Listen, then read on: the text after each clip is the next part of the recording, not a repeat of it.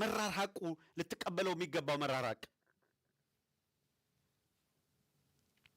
እንዲህ ይላል። ይውላችሁ ካዘጋጇቸው ሰነዶች መካከል አንደኛው በአዲስ አበባ ምን አይነት የህልውና ትግል ማድረግ ይቻላል በሚል ርዕስ የተዘጋጀ ነው። የጄኖሳይድ አደጋ የተጋረጠበት ብዙሃኑ አማራ በሚኖርበትና የከተማና እድገት ውስን በሆነበት አማራ ክልል የህልውና ትግሉ ገጠርን ማዕከል ያደረገ የትጥቅ ትግል መሆን እንዳለበት ሳይታለም የተፈታ እውነት ነው ይላል። በተግባር የሚሆነው ይሄ ነው ይላል። እዩት ብቻ ተከተሉ። ከ80 ከመቶ የማያንሰው የክልሉ መሬት በፋኖ አደረጃጀት ነፃ ከወጣ 2 ዓመታት ተኩል ተቆጥረዋል ይላል።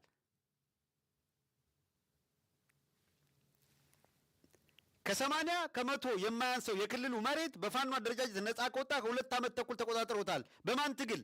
በአማራ ፋኖ ትግል። ያዝ። በዚሁ አውድ ሆኖ በብዙ ውጣ ውረዶች ትግሉ እየጠራ እየተጠናከረ መሄዱም አይቀሬ ነው ይላል። ጎሽ ሲቀጥል የሚለውን ይውታው። በአንጻሩ ተመሳሳይ የህልውና አደጋ የተጋረጠበት አዲስ አበቤው ይላል።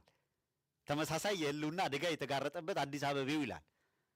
ተመሳሳይ የህልውና አደጋ የተጋረጠበት አዲስ አበቤው። እሺ በከተማ ውስጥ የትጥቅ ትግል ማድረግ የሚቻልበት ሁኔታ የሌለ ቢሆንም ዋሽንግተን ዲሲ መኖራቸውንም ይረሱታል።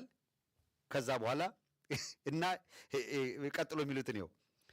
ከኢሃፓ ተሞክሮ በከተማ ውስጥ የትጥቅ ትግል ማድረግ እንደሌለበት ከማንም በላይ አዲስ አበቤው ተምሯል ይላል። በህቡ የተደራጀ የቀለም አብዮተኝነት ትግል ማድረግ እየቻለ ቤቱ በእሳት ሲቃጠልበት ጎረቤት ያጠፋልኛል በሚል ተስፋ በፋኖ ላይ ተማምኖ የህልውና ትግሉን ገና አልጀመረም ይላል። አየሁ የአዲስ አበባ ህዝብ ምን ይላል? የፋኖ ትግል እየመጣ በሄደ ቁጥር እየመጡ ነው ይላል።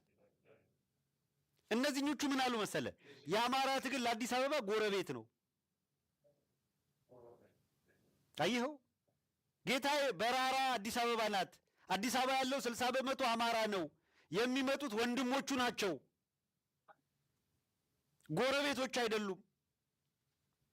አዲስ አበባ ለአማራ ህዝብ ጎረቤት አይደለችም። ወደድክም ጠላህም አትገቡም እየተባልን ይኸውልህ እነ ይልማ መርዳስ አዲስ አበባ እንጠብቃለን አሉ።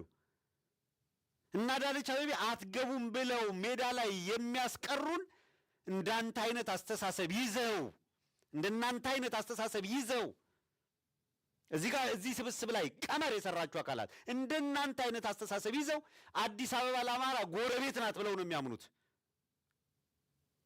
ጓዳችንን ጎረቤት አላችኋት። በራራን ለአማራ ጎረቤት አላችኋት። ይህም ብላችሁን የተነሳችሁት እንታገላችኋለን።